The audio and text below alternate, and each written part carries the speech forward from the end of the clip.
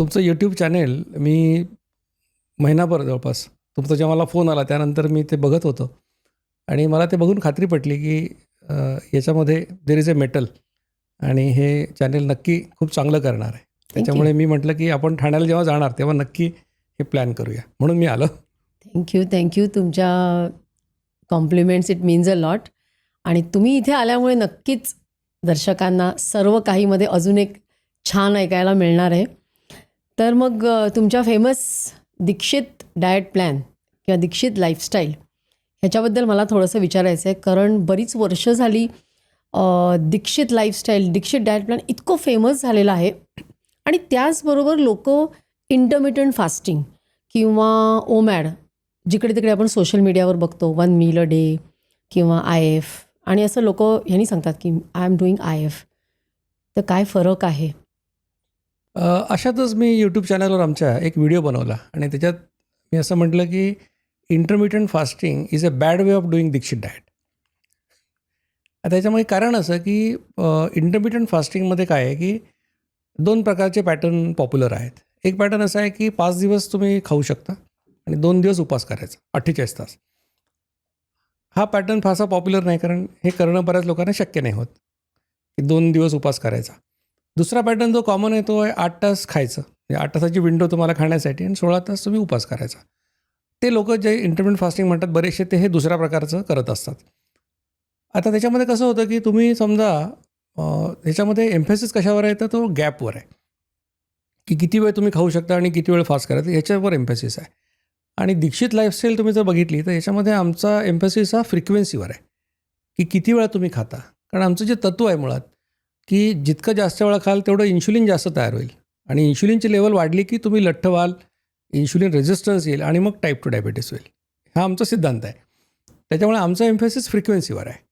मग ती आम्ही असं म्हटलं की 2दा जेव्हा असं जे सांगतो आम्ही किंवा फ्रिक्वेन्सी कमी करा, त्याला आम्ही अशी काही अट घातलेली नाही की बघ कोणत्या वेळेला खा, 2मध्ये किती गॅप पाहिजे असं आम्ही सांगितलेलं नाही. आता इंटरमिटंट फास्टिंगमध्ये 8 तास खायला तुम्हाला मोकळीक दिलेली आहे, म्हणून तुम्ही 8 तासामध्ये जर 6 वेळा खाल्लं तर 6 वेळा तुम्ही इन्शुलिन तयार करणार आणि त्याच्यामुळे तुम्हाला डायबिटीस फ्रंटवर त्याचे चांगले परिणाम तुम्हाला दिसणारच नाहीत. म्हणजे त्याचा इफेक्ट होत नाही डायबिटीस. म्हणजे डायबिटीस तुमचा आणखीन खराब होईल, कारण इन्शुलिन रेझिस्टन्स वाढेल तुमचा मल्टिपल टाईम खाल्ल्यामुळे. म्हणून मी असं म्हटलं होतं की बा intermittent fasting is a bad way of doing Dixit diet. आणि तुम्ही 8 तासात 2दाच खात असाल तर तुम्ही दीक्षित लाईफस्टाईलच करतात. पण म्हणजे तुम्ही म्हणताय की दीक्षित लाईफस्टाईलमध्ये कॅलरी रेस्ट्रिक्शन किंवा तुम्ही किती खाणार खाऊन खाऊन ते पण इन्क्लुडेड आहे का? कारण बऱ्याच म्हणजे माझा as a doctor also before Dixit diet plan came असा एक समज किंवा गैरसमज होता की आपण नेहमी कॅलरी इन आणि कॅलरी आउट. अजूनही बरेच लोक ते फॉलो करतात की आज मला 1200 कॅलरीची जरूर आहे, मी 1000 खाल्ले, 200 माझा डेफिसिट झाला तर माझं फॅट लॉस नाही होणार का? अगदी म्हणजे आपण जे पुस्तकात वाचलं, कॉलेजमध्ये सुद्धा काय वाचलं आपण की 100 कॅलरीज रोज जास्त खाल्ल्या, जेव्हा 7000 कॅलरीज झाल्या तर तुमचं 1 किलो वजन वाढेल, असं अगदी फॉर्म्युला सांगितला होता. पण आपला अनुभव काय आहे की दैनंदिन आयुष्यामध्ये आपल्याला असे लोक माहिती असतात की दोन भाऊ आहेत. एक एकदम बारीक असतो, दुसरा लठ्ठ असतो. आणि तो बारीक जो असतो तो 4 पोळ्या खातो आणि तो लठ्ठ असतो तो 1.5 पोळी खातो. पण तो लठ्ठ कधी बारीक होत नाही आणि बारीक कधी लठ्ठ होत नाही. त्याच्यामुळे माझ्या अनेक व्याख्यानं सांगतो की बहुतेक कॅलरीज इन कॅलरीज आउट हे गणित हे पोल्ट्रीमध्ये चालतं, पण माणसामध्ये आपल्याला असं दिसत नाही. कारण बेसल मेटाबॉलिक रेट आहे, जेनेटिक फॅक्टर्स आहेत, अनेक गोष्टी असतात की त्याच्यामुळे त्या वजनात त्याचा परिणाम होतो. त्याच्यामुळे नुसतं कॅलरी रेस्ट्रिक्शन करून, आणि किती करणार तुम्ही कॅलरी रेस्ट्रिक्शन? 2000 कॅलरीची तुम्हाला ऑन ॲन ॲव्हरेज रिक्वायरमेंट आहे. तुम्ही जर 700-800 कॅलरीज खाल्ल्या तर होईल तुमचं वजन आठवड्यात. आता इंटरनेटवर तुम्ही गेलात आणि वेट लॉस करायचं म्हटलं तर प्रत्येक तुम्हाला डाएट प्लॅन काय सांगतो की कमी खा आणि जास्त खर्च करा. पण कमी खाऊन एकदा तुम्ही पुन्हा नॉर्मल खायला लागलात की पुन्हा तुम्ही वजन वाढवताच. आणि तुमचा जो प्रश्न आहे की calories in calories out works, but सुरुवातीला फ्रिक्वेन्सी वर्क्स. म्हणजे इटिंग फ्रिक्वेन्सीचा परिणाम तुम्हाला दीक्षित लाईफस्टाईलमध्ये आधी दिसतो.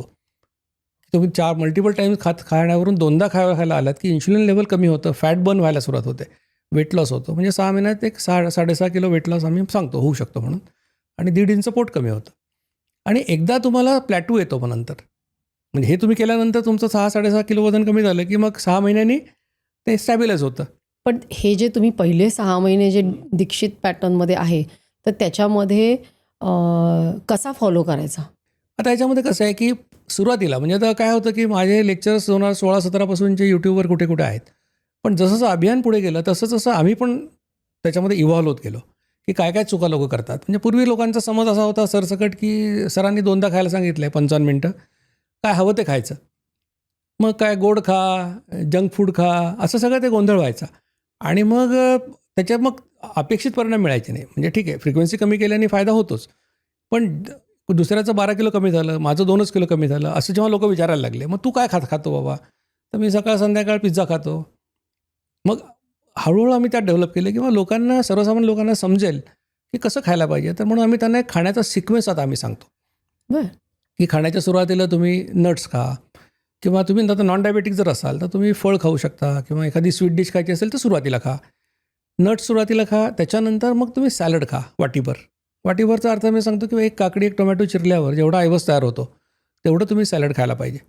आणि त्याच्यानंतर तेवढीच वाटी भरून मोड आलेलं कडधान्य किंवा 2 अंडी हे खा.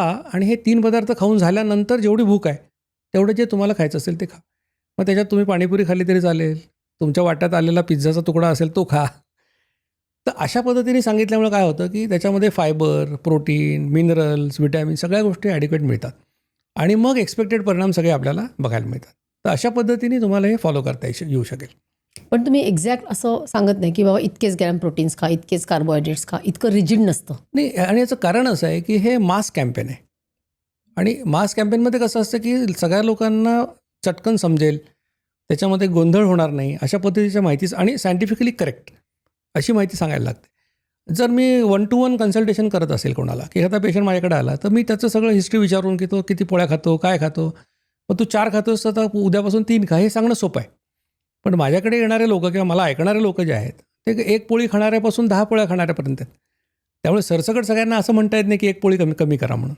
म्हणून हा सिक्वेन्स यासाठी सांगितला की एकदा तुम्ही हे केलं की मग तुम्हाला फारसा विचार करायची गरज नाही. कारण खूप तांत्रिक गोष्टी असतात ना की प्रोटीन किती खाऊ, विटॅमिन किती घेऊ किंवा ग्लायसेमिक लोड, ग्लायसेमिक इंडेक्स, अशा अनेक गोष्टी लोक कन्फ्यूज करतात. पण तुम्ही जर हा सिक्वेन्स फॉलो केला तर त्याची ऑटोमॅटिकली सगळी काळजी घेतली जाते. आणि म्हणजे तुम्ही तो सिक्वेन्स फॉलो केला तर तुम्हाला मोजायची गरजच नाही. तुम्ही पोटभर जेवा, काही प्रॉब्लेम नाही. आणि मन मारायची गरज नाही. या लाईफस्टाईलचं वैशिष्ट्य हे आहे की खूप लोक काय करतात की काही पण खायला परवानगी आहे.